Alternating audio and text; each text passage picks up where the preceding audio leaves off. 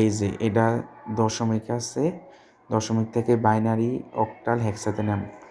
তো দশমিক একটা দশমিকের আগের এর সংখ্যাটার বলে পূর্ণাংশ, আর দশমিক পরেরটার বলে ভগ্নাংশ। তো পূর্ণাংশের ক্ষেত্রে হইব ভাগ এইভাবে, আর ভগ্নাংশের ক্ষেত্রে হবে গুণ। তো এই গেল এক নিয়ম। এবার আসি 2 নম্বর নিয়মে। 2 নম্বর নিয়ম হলো, এতক্ষণ আমরা দশমিক থেকে বাইনারি অক্টাল হেক্সাতে নিলাম, এতক্ষণ দশমিক থেকে বাইনারি অক্টাল হেক্সাতে।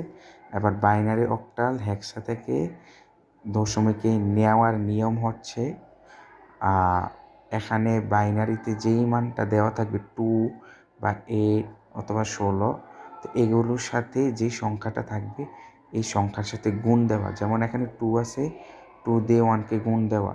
তারপর এখানে 8 আছে, 8 দিয়ে সবগুলো ভিত্তিকে গুণ দেওয়া। এবার করার পর যে মানটা বের হবে সেটা। আরেকটা জিনিস হচ্ছে, দশমিকের আগে আপনার 0 থেকে 0, 1, 2 এভাবে শুরু করা, আর দশমিকের পরে এভাবে -1, -2, -3।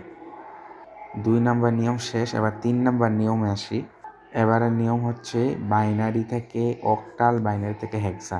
তো বাইনারি থেকে অক্টাল নিতে হলে বাইনারির প্রতি 3টি মানের জন্য একটি মান,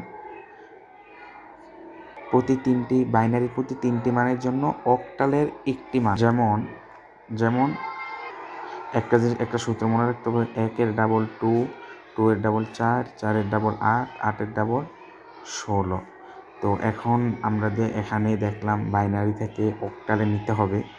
তো বাইনারি থেকে যেহেতু অক্টালে নিতে হবে, তাহলে তো আমরা জানি বাইনারির 3টি বিটের জন্য এদিক থেকে বাম দিক থেকে শুরু করতে হবে। 3টা বিটের জন্য একটা মান।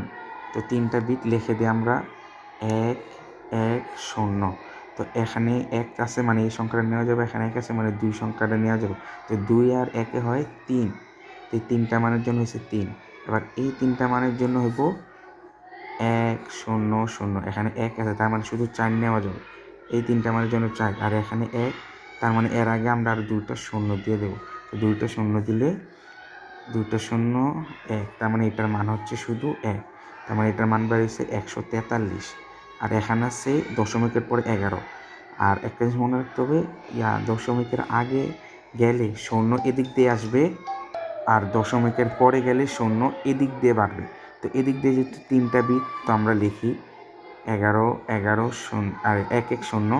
তাহলে 4, 2 নেওয়া যাবে, 0 নেওয়া, তো 4 আর 2 5, এটা বুঝলাম। এখন আমরা এটা খুব সহজে বাইনারি থেকে অক্টালে নিলাম। তো অক্টালে যেহেতু 3টা বিট দিয়ে করলাম, আর হেক্সাতে 3টা বিট দিয়ে করতে হবে। এই 1, 1, 0, 0 4টা বিট, আর এই 3টা এভাবে ঘুরে করতে হইব, আর এদিক দিয়ে নিয়ম। আর সবচেয়ে তো একটু আগে করছি বাইনারি থেকে অক্টাল, আবার এখন করব অক্টাল থেকে বাইনারি। তো অক্টাল থেকে বাইনারিতে নিতে হলে এখানে তো শুধু 1-এর মান দেওয়া আছে। তো এখানে অক্টালের 3টা মানের জন্য বাইনারি 3টা মান। তো এখন 3টা মান লিখি 4, 2, 1।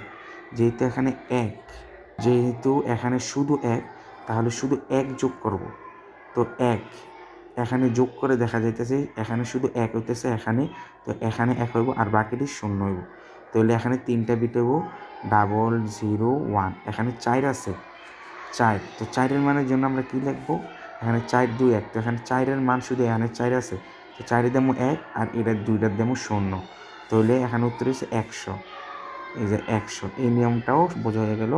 আর সবচেয়ে ভেজাল হইতেছে, হেক্সার থেকে অক্টালে নিতে হলে হেক্সার থেকে আগে বাইনারি দিতে হবে, বাইনারি থেকে অক্টাল নিতে হবে।